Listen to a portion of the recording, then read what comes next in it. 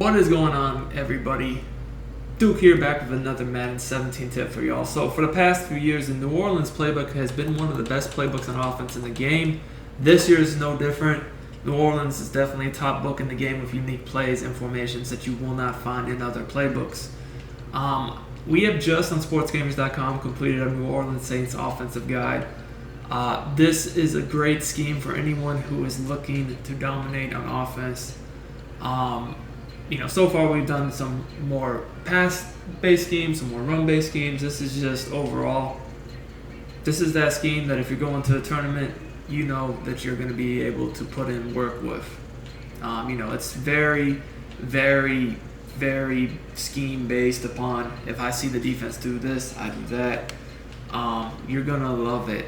I will put a link in the description to check it out. We have a lot of breakdowns from this playbook out of the I-forms, the pistol, the shotgun especially, and even a few single backs. So you're going to get a lot of content with this. But I want to show you guys one of my favorite plays in the whole game and the gun wing trio weak. The play is called the Saints in. So this play right here is one of, like I said, the best plays in the entire game. The way I like to set this play up, there's a few different ways I like to set it up, but I like to generally, as my base setup, you would say, block the running back, put the tight end on a streak, and drag my slot receiver. So if they happen to be in man coverage, I can always, for the most part, hit the drags unless they overplay me underneath. At the same time, I have some deeper developing routes against man coverage in both the C route and then the post that you see Whedon is on. I would have your best receiver running that post routes to make sure you get the most separation. Pretty much, guys, you'll see that C routes and drags are pretty easy to get open against man coverage, almost no matter who your receiver is. However, that post, if it's man coverage, you really do want a very good receiver there. So that's why I'm going to put Antonio Brown there. The reason for that is basically that route can be, a route that, you're going to get inside position on it, but the DB's probably going to be in, close to you, so you might have to click on and possess and catch it, and you might have to, take a hit and hold on to the ball. So that's why, it's best to have, a receiver here who you feel confident can, hold on to the ball and make those catches. But as you see there, when you have someone of Antonio Brown's caliber, it doesn't even matter because he just runs that route to perfection. Meanwhile, if I have kept Whedon there, he's not going to run that route like that. So generally speaking, as you can see, like drags and C routes, they both pretty much get separation on man almost no matter what. This route, you'll definitely notice a much bigger difference in the route running. So that's why I think that's important. So you can see the streak is not really for man coverage unless, say, they just don't say, because say a lot of times people will play man coverage and cheat on underneath routes by putting safeties, in purples or flats or hook zones. If you see something like that, where the safeties are not over the top, you can definitely hit them over the top. But more than anything, the streak is for if they are in zone coverage, which I will look at here. So one of the more popular zones in the game people play is the Tampa 2.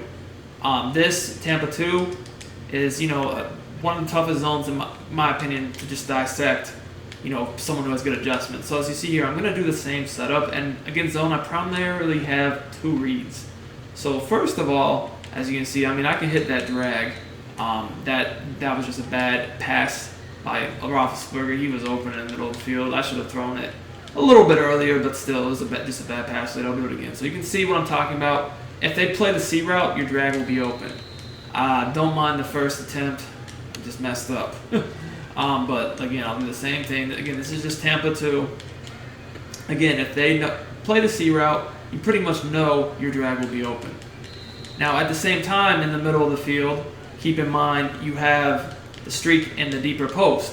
So the streak should take the deep zones downfield, leaving you a little opening right there in the very middle of the field for that deep post to work in. Keep in mind that's going to be a route that you need to have someone there who can make those contested throws. Now, you see how they're going deep with the streak? Excuse me. If they don't, then obviously you could just hit the seam. Like say they're just blitzing,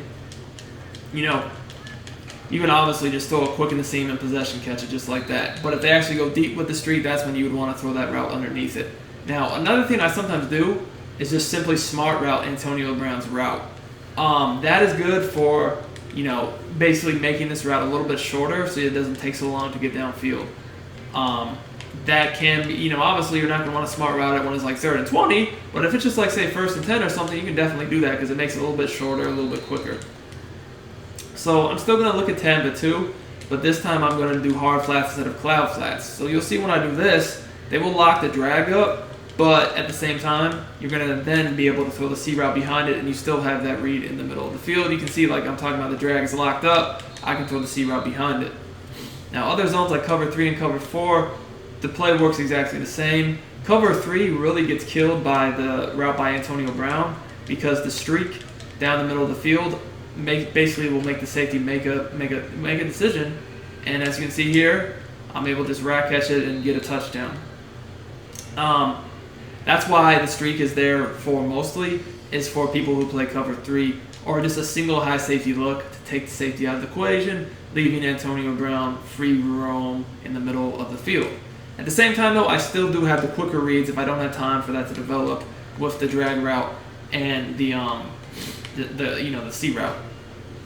So I'm going to do the same, again, same setup going on here, and I'm just reading, do they cover basically the drag? See how the drag is covered? That lets me know I can possession catch the C route on the sideline, but at the same time, again, if I was to see that the drag was not covered, that means that, well, guess what? They are covering the C route, so I need to hit the drag as it breaks over the middle of the field. This is a play that you cannot take away with a user because I have reads on the sideline and also the short middle and then the deep middle and the seam. There's no way for you to be in all those places at once, so typically I'm just going to avoid the user defender and read whatever area he is not in as my primary read. If they, like I said, if they happen to go to cover 4, it does not really make a difference. All zones. The great thing about the way I play offense is if they're in zone coverage, my reads are the same no matter what zone coverage they're in, because I built my offensive system to where it doesn't matter what zone you're playing. Most people would be like, hey, if you think they're running cover 2, run this play. If you think they're running cover 3, run this play. That's not good offense because the smart defensive player is going to disguise all their coverages so you will never know what they're doing. Me, I don't do that crap because I'm an elite offensive player, and I make sure all of my plays, the reads are the same regardless if they're playing cover 2, cover 3, cover 4, whatever cover it is, it does not matter. So again, you can see here, it's the same read no matter what zone it is. This is a cover 4, but I'm doing the exact same thing. I'm just saying, hey, are they covering the drag? No, throw it. But if they were covering it, guess what? Then my C route will be open. Not to mention, I still have that read over the middle of the field. You can see it's being cleared out. Now, there are alternative setups to this play. There are definitely other things you can do with it that we show in the guide. We have a full scheme from this formation. But the main scheme in this guide is going to deal with the tight offset tight end, the double Y flex off weak, the empty Y Saints, the doubles weak, the wing trio weak, which I just showed you a play from, and then the pistol bunch. You can see for a main scheme, that's a lot of formations. I also did break down short yardage or ball control clocking scheme out of single back, and then also some I form as well. So you're going to get a lot of content with this guide, and this is, a lot of guides will be, pass heavy or, run heavy. This is none of the above. This is everything. There's something for everyone in this playbook. So no matter what your play style, you're going to like it. Like I said, one of the biggest advantages of the New Orleans playbook is every formation offers something different for you. For instance, the pistol bunch tight end, this is a heavy running formation, even though you wouldn't think so. Has some of the best runs in the game, but then, it works perfectly with the wing trio weak I was just in, which is a passing formation. So, guys, this is a great guide. I cannot recommend it enough. Like I said, it is our Madden 17 tournament guide. We always do a tournament guide each year for a playbook that is going to allow you guys to beat the best, tournament players out there, win tournaments, play a tournament-style game. This is the guide for that.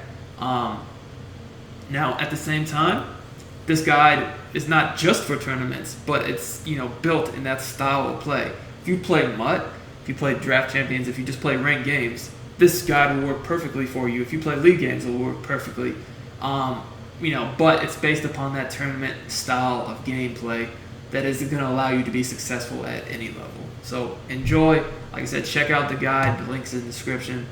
It's only $24.99, and it's going to give you a lot of content. I've seen people selling guides for $30 or more that don't have half the content this guide does have. So please, if you like this video tip, give us a like, thumbs up, subscribe to our channel for more tips, and check out sportsgamers.com for the best Madden 17 content in the world.